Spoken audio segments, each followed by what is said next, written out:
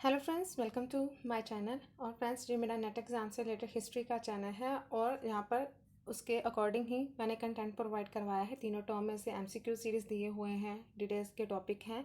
और अब हम जो है वो हिस्ट्री से प्रीवियस ईयर के जो क्वेश्चन पेपर सीरीज़ है उसको कवर अप कर रहे हैं। तो 4 वीडियोस मैं आपको प्रोवाइड करवा चुकी हूँ इससे रिलेटेड। तो कुछ जो टॉपिक है हमने कवर अप किए हैं, तो आगे के आज हम नेक्स्ट करेंगे। तो ऐसे ही देखते रहिएगा। अगर आप मेरे इस चैनल पर न्यू हैं तो सब्सक्राइब कर लो, बेल आइकन को दबा लो, नोटिफिकेशन मिलता रहेगा, टाइम पर आपकी प्रिपरेशन चलती रहेगी। इसके अलावा फ्रेंड्स, आप मुझे अनअकैडमी पर फॉलो कर सकते हो, वहाँ पर एजुकेटर हूँ और वहाँ पर मेरे कोर्सेज फ्री ऑफ कॉस्ट चल रहे हैं। हिस्ट्री से रिलेटेड बहुत सारा कंटेंट अवेलेबल है, तो जाकर आप देख सकते हो, अपनी प्रिपरेशन और भी अच्छी तरह से कर सकते हो। वहाँ पर भी फॉलो कीजिएगा और यहाँ पर इस चैनल को सब्सक्राइब जरूर कर लेना। तो स्टार्ट करते हैं हमारे आज के। जैसे कि 36 है, 35 के करीब हमने कवर अप कर लिया है। तो जैसे कि दिया गया है कि शाहजहानाबाद में साहिबाबाद बगीचे के निर्माण किसने करवाया था, जिसे धनी व्यापारियों के लिए सराय के रूप में उपयोग किया जाता है। तो इस जो बगीचा था वो किसने बनवाया था, जो बाद में जो धनी व्यापारी होते थे सराय के रूप में उसको प्रयोग करते थे, तो वहां पर रहते थे। तो कौन सी बेगम है? नूरजहां है, रोशन आरा बेगम है, जहां आरा बेगम और जीनत उन्निसा। तो इसमें जो राइट आंसर दिया गया है वो है जहां आरा बेगम। जो है इसने ही शाहजहानाबाद में साहिबाबाद बगीचे का निर्माण करवाया था, जो धनी व्यापारियों के लिए एक सराय के रूप में उपयोग किया जाता था। तो इसका आंसर सी है राइट आंसर। तो इन चारों के बारे में ही हम थोड़ा सा जानते हैं। तो जैसे कि शाहजहां बेगम जो ये शाहजहां की पुत्री थी और शाहजहानाबाद का नक्शा भी इसके द्वारा ही तैयार करवाया गया था। और चांदनी चौक तथा शाहजहानाबाद के बीच में स्थित जो साहिबाबाद बगीचे का निर्माण भी इसके द्वारा करवाया गया था, जहां बेगम ने ही करवाया था। तो ये जहां बेगम थी जो शाहजहां की पुत्री थी। फिर रोशनारा, ये मुगल बादशाह शाहजहां और मुमताज महल जो नूरजहां जिसको कहा जाता है उसकी पुत्री थी, और दो पुत्रियों में से ये एक दूसरे नंबर की थी। और तथा औरंगजेब को मुगल वंश का जो शासक है वो बनते हुए अगला बादशाह है वो देखना चाहती थी। नूरजहां कौन थी? इसका जन्म 31 मई 1577 को कंधार में हुआ और मृत्यु हुई थी 7 दिसंबर 1645 को लाहौर में। और ये जहांगीर की पत्नी थी। और इसका मूल नाम क्या था? मेहरुन्निसा। और पिता कौन था इसका मेहरुन्निसा का? वो मिर्जा गयास बेग था जो फांस का निवासी था। तो ये नूरजहां के बारे में है थोड़ा सा। फिर है जेबुन्निसा। इसका जो माना गया है ये 1638 फरवरी 1638 और 26 मई 1702 तक इसका काल है। 1638 से 1702 तक का। और एक मुगल शहजादी और बादशाह औरंगजेब और उसकी मलिका दिलरस बानो बेगम की सबसे बड़ी औलाद थी ये जेबुन्निसा। और ये एक कवित्री भी थी और इसने मखफी जो था वो एक तहत एक लिखा भी था, शदम नाम से मखफी को लिखा भी था। ये था चारों बेगम के बारे में थोड़ा सा मैंने आपको प्रोवाइड करवाया है, क्योंकि कई बार कहीं से भी क्वेश्चंस पूछे जा सकते हैं। इसलिए हर एक जो क्वेश्चंस है उसको मैं डिटेलिंग से इसलिए प्रोवाइड करवा रही हूँ कि कोई भी ऐसा कंटेंट जो इम्पोर्टेंट है वो हमसे छूट ना जाए, क्योंकि हमने प्रिपरेशन करनी है। तो कई कहाँ से भी हम क्वेश्चंस जो भी इम्पोर्टेंट है वो हम कवर अप करेंगे। आगे हैं कि उसने सड़कों पर सुरक्षा सुनिश्चित करने और यात्रियों को सुविधाएं प्रदान करने के लिए राजमार्ग को 2 कोस दूरी पर सरायों का निर्माण करवाया। ये यात्री बिस्तर और पका भोजन प्राप्त कर सकते थे और पके हुए भोजन की आपूर्ति की भी व्यवस्था थी। और ऐसी लगभग 1700 सरायों का निर्माण किसके द्वारा करवाया गया था? कौन सा वो शासक था? तो वो था शेर शाह। तो इसके द्वारा ही जो सरायों का निर्माण करवाया गया था तथा उसमें बिस्तर और पके हुए भोजन का भी प्रबंध करवाया गया था। और 1700 सराय का निर्माण इसके द्वारा करवाया गया था। तो इस चीज को, क्योंकि एक क्वेश्चन में से आपको कई चीजें मिल जाती हैं, कई इंपॉर्टेंट जो टॉपिक है वो मिल जाते हैं, तो हर चीज को नोट डाउन जरूर कर लीजिएगा। तो शेरशाह था और इसके बारे में थोड़ा सा हम आगे जानते हैं। तो जैसे कि शेरशाह ने सड़कों की सुरक्षा करने के लिए यात्रियों की सुविधाओं के लिए उनसे 2-2 कोस अर्थात 4-4 मील की दूरी में सरायों का निर्माण करवाया गया था।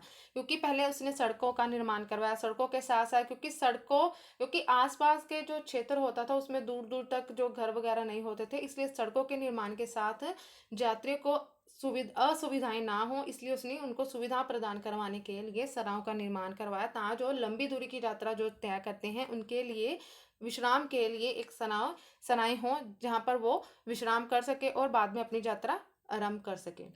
तो इस सराय जो होती थी उसमें, क्योंकि उस टाइम पर हिंदू मुस्लिम ज़्यादा लोग होते थे, तो उनके लिए जो राज्यों में अलग अलग खंड भी बनवाए गए थे। उसने चारपाई बिस्तर का निर्माण करवाया गया था, फिर भोजन भी उनको मिलता था, और भोजन जो होता था हिंदुओं के लिए अलग भोजन बनाने वाले होते थे, और मुसलमानों के लिए अलग जो रसोई होते थे वो रखे हुए थे, उनके लिए भोजन बनाते थे, क्योंकि कई हिंदू होते थे जो शाकाहारी थे। तो जो कई मुसलमान होते थे, मोस्टली जो सब मुसलमान होते थे वो मांसाहारी होते थे, मांस खाते थे, तो ऐसे वक्त अलग अलग जो रसोई वो रखे थे। फिर इब्राहिम लोदी दिल्ली सल्तनत का अंतिम सुल्तान था। हम चारों के बारे में थोड़ा सा जान लेते हैं। तो अब इब्राहिम लोदी के बारे में है। वह अफगान था और उसने भारत पर 1517 से 1526 तक उसने राज्य किया, और फिर मुगलों द्वारा वह पराजित भी हो गया। उसने ही एक नए वंश को स्थापित भी किया था और 3 शताब्दियों तक राज्य किया था। 3 शताब्दियों तक उसके वंशजों ने, और इब्राहिम को ही अपने जो उसका पिता था सिकंदर लोदी के मरणोपरांत गद्दी प्राप्त हुई थी। तो उसका पिता कौन था? सिकंदर लोदी था। उसके मरण के परांत ही इब्राहिम को गद्दी प्राप्त हुई थी। तो ये इब्राहिम लोदी के बारे में था। तो आगे है अकबर के बारे में जानते हैं। अकबर का जो जन्म 15 अक्टूबर 1542 को हुआ था, और ये पूरा उसके बारे में बताया गया है कब हुआ, कब कौन सा विक्रम संवत था, कार्तिक मास की कौन सी थी। तो ये हमीदा बानो बेगम के गर्भ से अमरकोट का जो राजा था वीर साल के महल में हुआ था, जब उन्होंने वहां पर शरण ली हुई थी। तो आजकल कितने ही लोग अमरकोट को उमरकोट भी समझने की गलती करते हैं, क्योंकि अमर और उमर तो दो अलग अलग हैं, इसलिए इसको वो लोग कई लोग एक ही मानते हैं। ये इलाका कहाँ पर है? राजस्थान में। इसका पहले अभिन्न अंग था। तो बाद में क्या हो, आज भी जो हिंदू राजपूत यहाँ पर बसते हैं, लेकिन रेगिस्तान और सिंध की सीमा के साथ होने के कारण अंग्रेजों ने इसे सिंध के साथ जोड़ दिया, और देश के विभाजन के बाद ये कहाँ किसका अंग बन गया? ये पाकिस्तान का अंग बन गया है, अमरकोट वो। आगे है मिर्जा साहिब उद्दीन बेग मोहम्मद खान खुरम। खुरम जो है उसका ये फुल नेम दिया गया है। तो उसके बारे में है, जन्म 5 जनवरी 1592 को लाहौर में हुआ, और मृत्यु 22 जनवरी 1666 को आगरा में। और 5वां मुगल बादशाह था। और शाहजहां का जन्म जोधपुर के शासक, इसको मुगल शाहजहां था, और शाहजहां का जन्म जोधपुर के शासक राजा उदय सिंह की पुत्री जगत गोसाई जोधाबाई के गर्भ से 5 जनवरी 1592 को लाहौर में हुआ था। और विवाह 20 वर्ष की आयु में नूरजहां का जो भाई था आसिफ खां और उसकी पुत्री आरजूमंद बानो के साथ सन 1611 में इसका हुआ था। और मुमताज महल के नाम से इसकी जो प्रियतमा बेगम हुई थी वो जानी जाती है, मुमताज महल के नाम से। तो ये था चारों जो थे उनके बारे में। आगे है कि भारत में किस उत्पाद की शुरुआत पुर्तगालियों द्वारा नहीं की गई थी? तंबाकू, पान, काजू या त्रास? तो वो था पान। इसकी जो शुरुआत हुई थी ये पुर्तगालियों के द्वारा नहीं की गई थी। और दक्षिण पूर्व एशिया का मलाया द्वीप था। जो पान का उद्भव जो स्थल माना गया है रियल में, वो दक्षिण और एशिया का मलाया जो मलाया द्वीप है वो माना है।